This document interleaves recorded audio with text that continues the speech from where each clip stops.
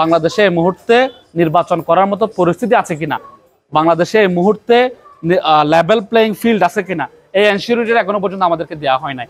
যদি দেওয়া হইতো আমরা দেখতাম যে সীতাকুণ্ডে মার্ডারের মতো ঘটনা ঘটতো না পরশুদিন, আজকে ওই ওসমান হাদির উপর মার্ডারের মতো হত্যা প্রচেষ্টার মতো ঘটনা ঘটতো না। আমরা দেখলাম আজকে ওসমান হাদির প্রতি একটা হত্যা প্রচেষ্টা হয়েছে।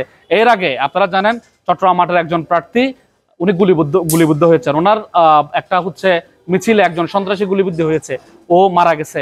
তাহলে এই যে বাংলাদেশের এই যে পলিটিক্যাল এই যে বাস্তবতা, এই বাস্তবতাটাকে সলভ না করে, এই বাস্তবতাটাকে স্বীকার করে এটার জন্য কি করা দরকার, এটার জন্য ঐক্যমত্য না করে, ঐক্যমত্য প্রতিষ্ঠা না করে আমরা যদি ইলেকশনে যাই, ওই ইলেকশনটা একটা হাসিনা মার্কা ইলেকশন হয় কিনা, এটা ভাববার অনেকগুলা বিষয় এখানে অবকাশ এখানে আছে বলে আমি মনে করি। তো ফলে আজকে এই সংবাদ সম্মেলন থেকে এই সাংবাদিকদের উদ্দেশ্যে আমার যে কথাবার্তা, এখান থেকে আমি ইন্টারিম গভর্নমেন্টের প্রতি একটা রিকোয়েস্টই করব, আপনারা ওসমান হাদি সহ যারা যারা গণ অভ্যুত্থানের ফেস আছে, যারা যারা গণ অভ্যুত্থানটা ঘটিয়ে দিয়েছিল, ওদের উপর যে হামলা হচ্ছে, এই হামলাকারী যারা আছে এদেরকে সুস্পষ্টভাবে 24 ঘন্টার ভিতর এদেরকে গ্রেপ্তার করার ব্যবস্থা করেন, এবং এদেরকে গ্রেপ্তার করে এদের জন্য যে আইনানুগ ব্যবস্থা, ওই ব্যবস্থা নেন। এই ব্যবস্থা নেওয়ার ভিতর দিয়ে আপনারা বাংলাদেশে একটা লেভেল প্লেইং ফিল্ড নিশ্চিত করেন।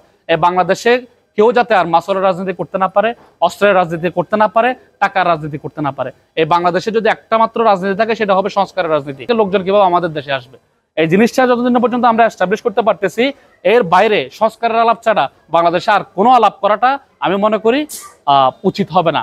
বাংলাদেশে এই মুহূর্তে গণতান্ত্রিক আলাপ যদি কোনো কিছু থাকে সেটা হচ্ছে সংস্কারের আলাপ, এবং সংস্কারটাকে আমাদেরকে সবচেয়ে বেশি জোরদার করতে হবে। এবং ইন্টারিম গভর্নমেন্টের প্রতি আমাদের এই রিকোয়েস্টটা রেখে আমরা আজকে আমাদের কথা শেষ করব, সেটা হচ্ছে আপনারা আপনাদের লেভেল প্লেইং ফিল্ডটা নিশ্চিত করেন। যতদিন না পর্যন্ত আপনারা এই লেভেল প্লেইং ফিল্ড নিশ্চিত করতে পারতেছেন না, ততদিন পর্যন্ত ভোটারদের মন থেকে ভীতি যাবে না। ওই গণভোটে আমরা আপনাদের মাধ্যমে বোয়ালখালীবাসীর কাছে পৌঁছাইতে চাই। আপনারা যদি গণ অভ্যুত্থানের সাথে একমত পোষণ করেন, যদিও বা জুলাই সনদ আমরা এখনো স্বাক্ষর করি নাই, আপনারা যদি তবুও জুলাইয়ের ব্যাপারে যদি আপনাদের পজিটিভ মাইন্ড থাকে, আপনারা যদি মনে করে থাকেন আওয়ামী লীগ একটা স্বৈরাচার ছিল, সে বাংলাদেশে নির্বাচন ব্যবস্থা থেকে শুরু করে বাংলাদেশের সবগুলো ইনস্টিটিউশন ধ্বংস করে দিয়েছিল, আপনি যদি চান দেশটাকে আবার নতুনভাবে গড়তে, তাইলে গণভোটে অবশ্যই হ্যাঁ ভোট দিতে হবে। যদি শাপলাকলি জয়যুক্ত হয়, তারা গণ অভ্যুত্থান করার ভিতর দিয়া যে সংস্কার কার্যক্রম করতে পারে নাই, রাজনৈতিক দল গঠন করার পরে এই চেষ্টা তারা করছে, যদি জয়ী হতে পারে তাহলে তারা পূর্ণাঙ্গ সংস্কারও কামিয়াব হবে ইনশাল্লাহ।